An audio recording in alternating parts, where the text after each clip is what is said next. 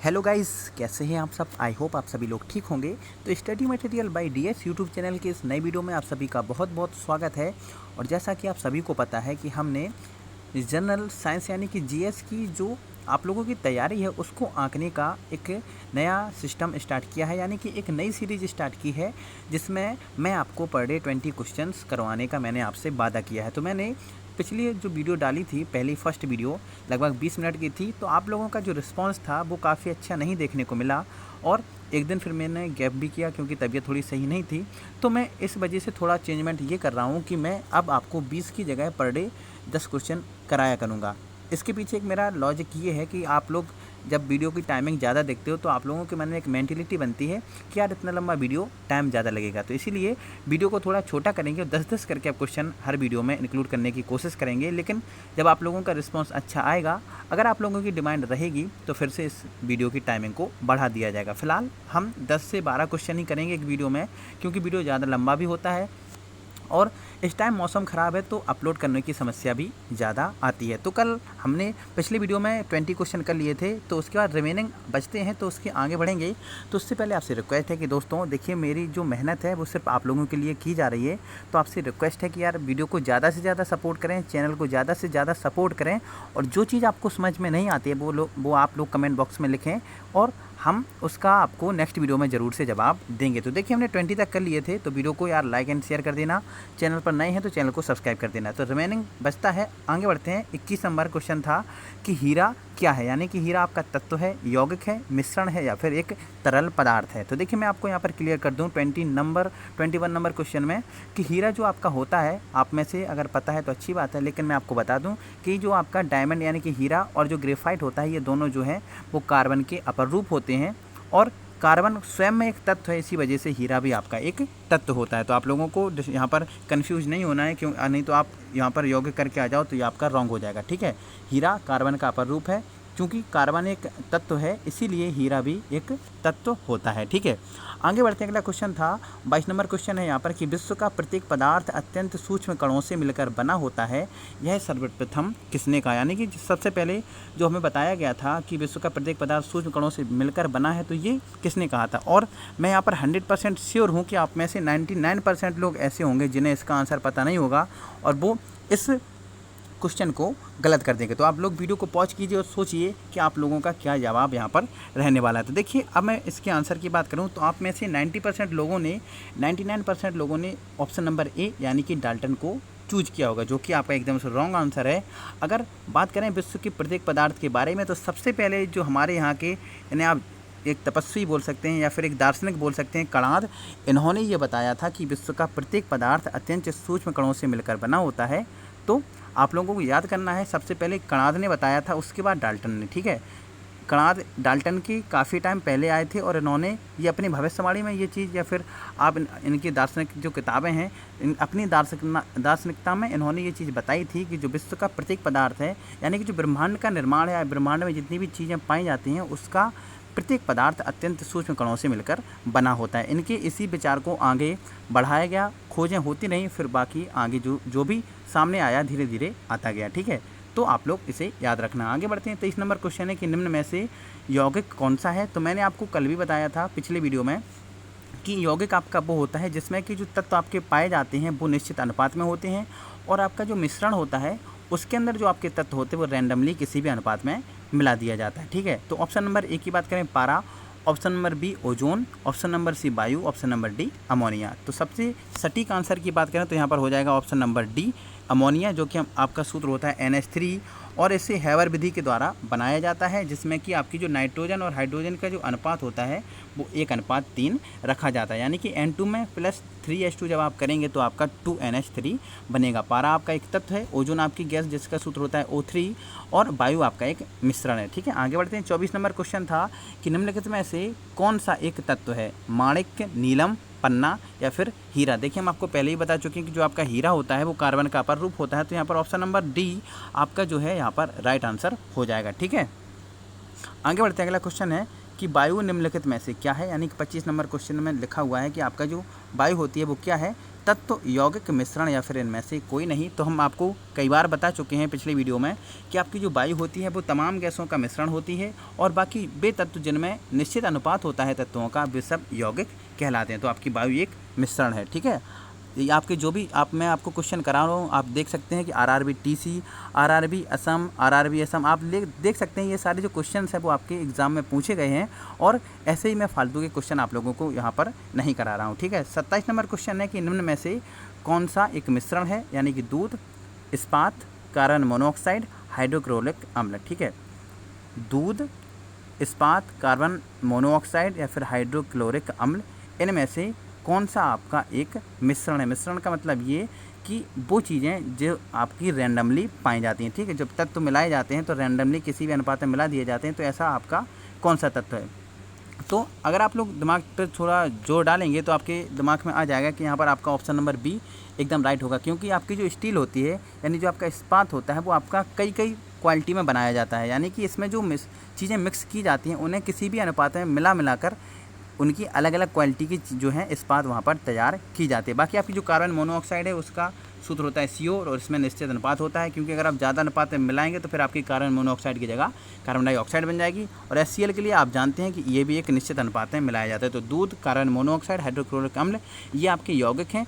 बाकी आपका जो बचता है इस्पात, ये आपका एक मिश्रण है, ठीक है। शुद्ध तत्व कौन सा है, यानी कि शुद्ध तत्व आपको छांटना है कांच, सीमेंट, सोडियम या फिर इनमें से कोई नहीं। तो कांच मैं आपको बता दूं कि कांच जो है वो आपका सिलिकेट आदि को मिलाकर बनाया जाता है। तो और यहाँ पर सीमेंट जो है वो भी आपका एक तरह का मिश्रण या फिर यौगिक कह सकते हैं। लेकिन जो आपका सोडियम है, यानी कि सोडियम धातु, यानी कि Na, तो Na आपका एक शुद्ध यहाँ पर आपका एक तत्व होता है। तो यहाँ पे आपसे क्वेश्चन ये है कि सोडियम का जो लैटिन भाषा में शब्द है, यानी नाम है लैटिन भाषा में, वो क्या है। जो आप नाम यूज करते हैं ये आपका लैटिन भाषा का आपका नाम नहीं है। जब आप Na को देखते हैं तो Na का जो मतलब है वो क्या होता है, मतलब आपको अगर पता है तो आप लोग कमेंट बॉक्स में लिख सकते हैं।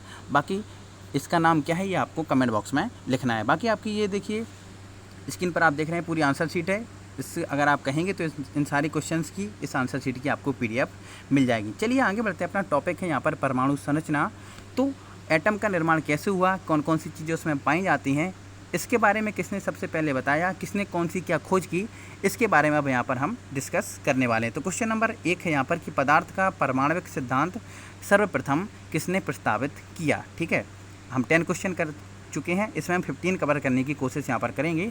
तो पदार्थ का परमाणविक सिद्धांत सर्वप्रथम किसने प्रस्तावित किया, मतलब कि जब कणाद ने बता दिया कि जो विश्व का प्रत्येक पदार्थ है छोटे छोटे कणों से मिलकर बना है, तो इनकी बातों को फिर आगे ले जाने का जो श्रेय है वो सबसे पहले किसे जाता है। तो इसका सही जवाब है option number B, John Dalton. जी हाँ दोस्तों, जॉन डाल्टन ही वो एक ऐसे आपके बोल सकते हैं आप वैज्ञानिक थे जिन्होंने उनकी बात पर गौर किया, फिर आगे इस चीज़ को खोज किया, ठीक है। तो परमाणविक सिद्धांत जो है वो उसका जो श्रेय है वो जॉन डाल्टन को जाता है। आगे बढ़ते हैं। अगला क्वेश्चन है कि परमाणु के नाभिक का आकार कितना होता है, 10⁻⁻5 मीटर, 10⁻⁹ मीटर, 10⁻⁻10 मीटर या फिर 10⁻⁻15 मीटर। इससे पहले आप ऊपर देखेंगे तो ये जो क्वेश्चन है वो आपका CDS 2015 में पूछा गया है।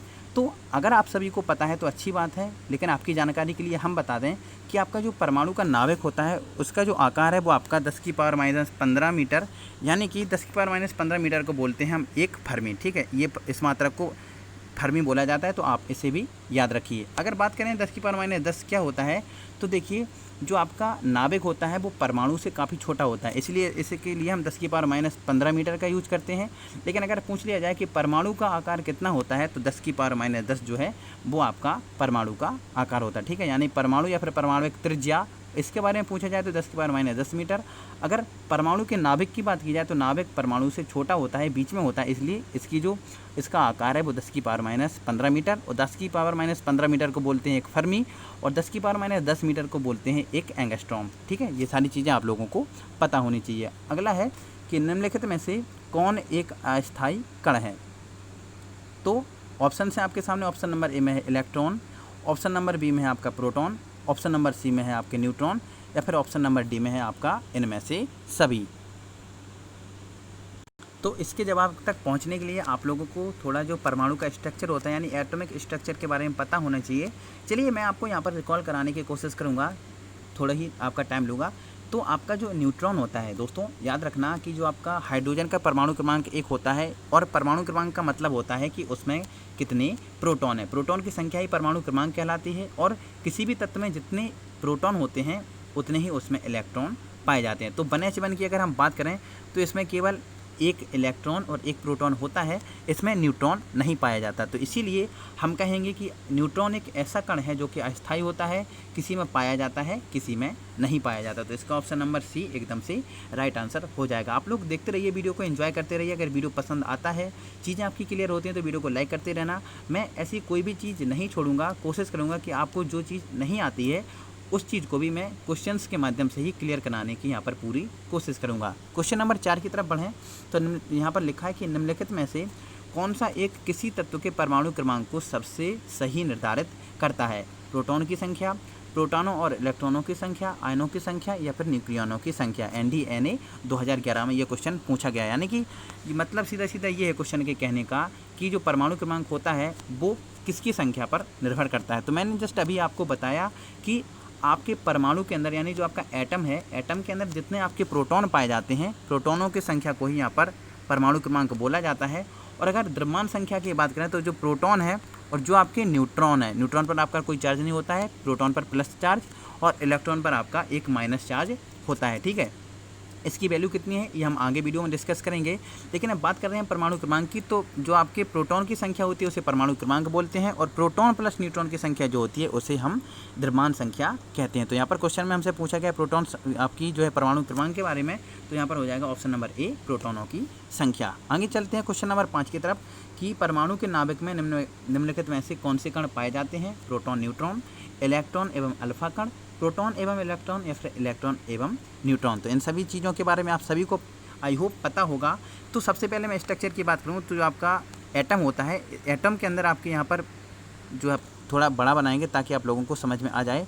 तो अगर हम बात करें आपके एटम की, तो एटम मान लीजिए हमने ये आपका नाभिक ले लिया, तो नाभिक के अंदर आपके प्रोटॉन और यहाँ पर न्यूट्रॉन पाए जाते हैं, और जो आपकी बाहर की जो सेल होती हैं, जो आपकी कक्षाएं होती हैं, उसमें आपके जो इलेक्ट्रॉन हैं वो स्वतंत्र रूप से यहाँ पर गति करते रहते हैं। तो नाभिक की बात करें तो नाभिक में आपके प्रोटॉन और न्यूट्रॉन पाए जाते हैं, जबकि इलेक्ट्रॉन जो होते हैं वो बाहर की कक्षाओं में स्वतंत्र रूप से गति करते हैं। तो देखिए दोस्तों, हमने यहाँ पर लगभग 20 क्वेश्चन को कवर कर लिया है, नहीं 15 क्वेश्चन को कवर कर लिया है, लेकिन मेरा भी मन नहीं भरा। तो चलिए 5 क्वेश्चन और यहाँ पर कर लेते हैं। कि क्वेश्चन नंबर 6 है कि निम्नलिखित में से कौन एक आवेश रहित कण है? यानी कि ऐसा कण जिस पर कोई भी आवेश नहीं पाया जाता है। तो इसका सही जवाब है ऑप्शन नंबर सी, न्यूट्रॉन। देखिए इलेक्ट्रॉन के आवेश की बात करें तो इलेक्ट्रॉन पर आपका -1.6 × 10⁻19 कूलाम होता है। ठीक है, अगर प्रोटॉन की बात करें तो इस पर प्लस का होता है 1.6 × 10⁻19 कूलाम। देखिए जो आपका प्रोटॉन और इलेक्ट्रॉन है इस पर सेम आवेश पाया जाता है, तभी हम कहते हैं कि एक जो आपका एटम है उस पर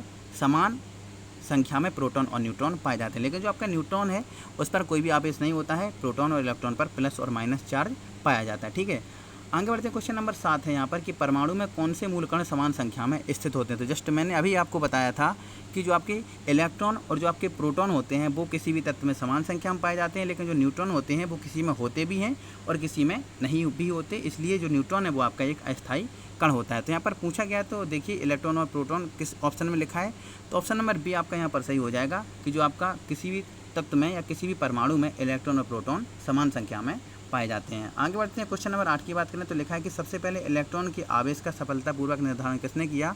यानी जो आवेश आपको पता है कि 1.6 × 10⁻19 कूलाम होता है, उसके बारे में सबसे पहले किसने बताया, यानी इसी सबसे पहले किसने निर्धारित किया?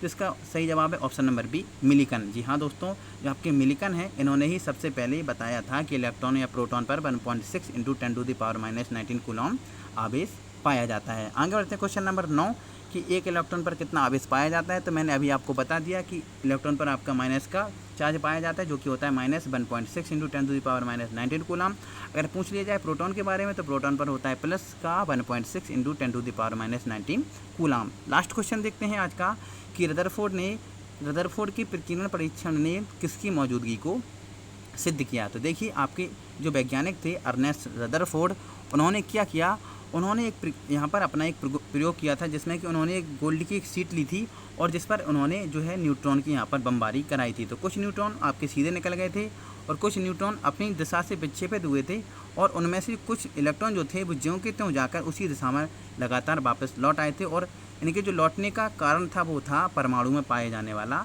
नाभिक। जी हाँ दोस्तों, नाभिक से टकराकर ये लोग वापस लौटे थे, क्योंकि यहाँ पर ऐसा हुआ था, अगर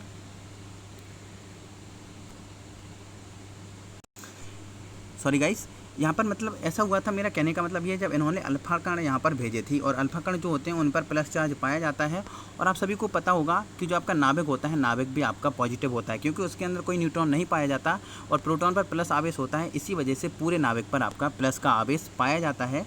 तो जब उन्होंने अल्फा कण की वहाँ पर बमबारी की गोल्ड की शीट पर, तो उसमें से जो कुछ इलेक्ट्रॉन थे वो बाहरी कक्षाओं से होते हुए सीधे निकल गए और कुछ जो इलेक्ट्रॉन थे वो सीधे जाकर नाभिक से टकराकर सीधे वापस लौट आए, क्योंकि आपको पता होगा कि अल्फा कण पर प्लस है और जो आपका प्रोटॉन पाया जाता है या फिर जो आपका नाभिक है उस पर भी प्लस होता है।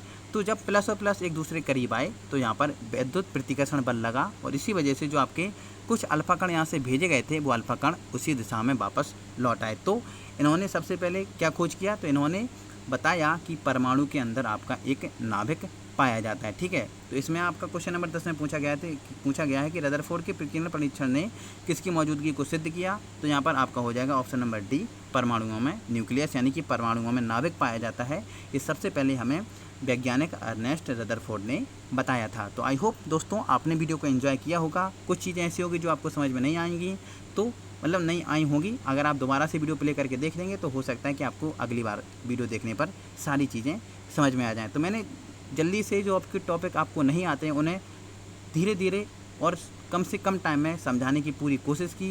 बाकी अगर आप कहेंगे कि इन टॉपिक्स को आप अलग से पढ़ने की अगर आप हमसे कहेंगे तो हम अलग से इनकी वीडियो लेक्चर लेकर आएंगे और आपको बारी बारी से एक एक चीज़ को अच्छे से कॉन्सेप्ट वाइज आपको समझाने की कोशिश करेंगे। फिलहाल हम आपकी तैयारी को जांचने की कोशिश कर रहे हैं कि आप लोगों ने कितना पढ़ा है और आप में किस को कितना आता है। तो आप में से किसने 20/20 यानी कि 20 में से 20 क्वेश्चन सही किए, या फिर ऐसा आप में से कौन कौन है जिन्होंने आज 15+ स्कोर किया। तो आपको काम यही करना है कि वीडियो को लाइक करना है, दोस्तों के बीच शेयर करना है और जो थोड़ी बहुत चीज़ें कमी रह जाती हैं मुझसे बोलने में या फिर अभी जो मुझे इस चीज़ का एक्सपीरियंस नहीं है तो उसे आप लोग थोड़ा सपोर्ट कीजिए, आप लोग उसे मैनेज करने की कोशिश कीजिए। जैसे जैसे हम आपके साथ फ्रेंडली होते जाएंगे, जैसे जैसे हम टॉपिक पर आगे बढ़ते जाएंगे, मुझे भी उम्मीद है कि मैं आप लोगों के लिए बेटर करता जाऊंगा और आप अपने आप को इम्प्रूव करता जाऊंगा। बाकी थोड़ी तबीयत भी सही नहीं है यार, तो थोड़ा वॉइस में हो सकता है आपको प्रॉब्लम हो।